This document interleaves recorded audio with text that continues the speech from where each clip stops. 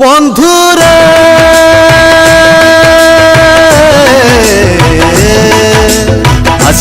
আসিগলা প্রবাসী ওড়িয়া উৎসব আসিগলা প্রবাসী ওড়িয়া উৎসব 2016 সন্দেশ দেলা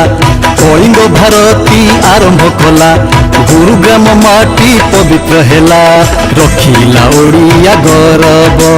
রখিলা ওড়িয়া গৌরব আসিগলা প্রবাসী ওড়িয়া উৎসব আসিগলা প্রবাসী ওড়িয়া উৎসব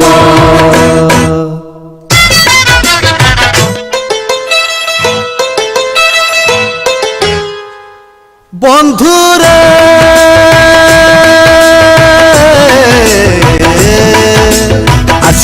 আসিগলা প্রবাসী ওড়িয়া উৎসব আসিগলা প্রবাসী ওড়িয়া উৎসব 2017 দ্বিতীয় বর্ষ ওড়িশা জনসেবা মনোহরস বেটর নইড়া মাটির স্পর্শ রখিলা ওড়িয়া গৌরব রখিলা ওড়িয়া গৌরব আসিগলা প্রবাসী ওড়িয়া উৎসব আসিগলা প্রবাসী ওড়িয়া উৎসব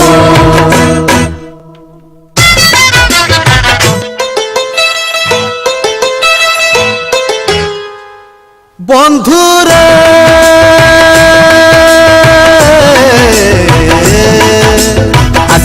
আসিগলা প্রবাসী ওড়িয়া উৎসব আসিগলা প্রবাসী ওড়িয়া উৎসব 2018 শুভ সম্বাদ উৎকল জ্যোতিটা পুনেই চন্দ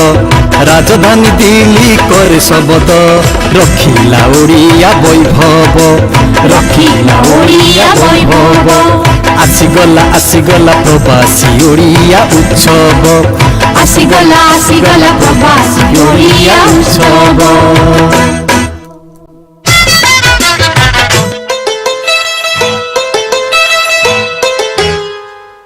বন্ধুরে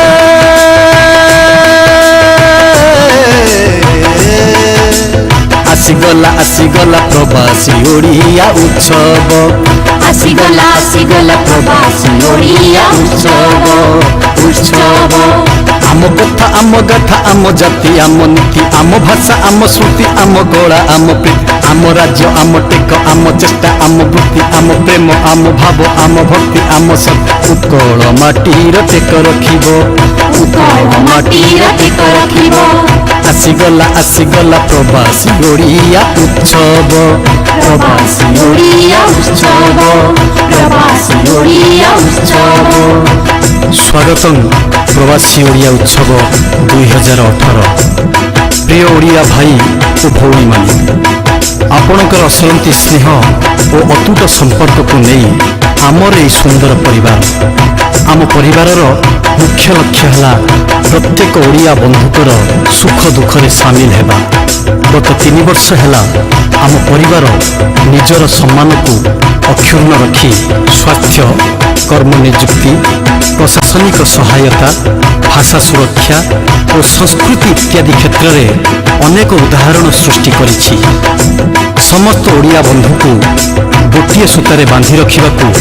ପ୍ରବାସୀ ଓଡ଼ିଆ ପରିବାର ସଂକଳ୍ପବଦ୍ଧ ନିକଟରେ ଆମ ପରିବାର ରାଷ୍ଟ୍ରୀୟ ମାନ୍ୟତାପ୍ରାପ୍ତ ପରିବାର ଭାବରେ ପଞ୍ଜୀକୃତ ହୋଇଛି ତେଣୁ ଆମ ପରିବାର କେବଳ ଦିଲ୍ଲୀରେ ସୀମିତ ନ ରହି ସର୍ବଭାରତୀୟ ସ୍ତରରେ ରାଷ୍ଟ୍ରୀୟ ପ୍ରବାସୀ ଓଡ଼ିଆ ପରିବାର ଭାବରେ କାର୍ଯ୍ୟରତ ସମ୍ପର୍କକୁ ସୁଦୃଢ଼ କରିବା ପାଇଁ ପ୍ରତ୍ୟେକ ବର୍ଷ ପ୍ରବାସୀ ଓଡ଼ିଆ ଉତ୍ସବ ପାଳନ କରାଯାଉଛି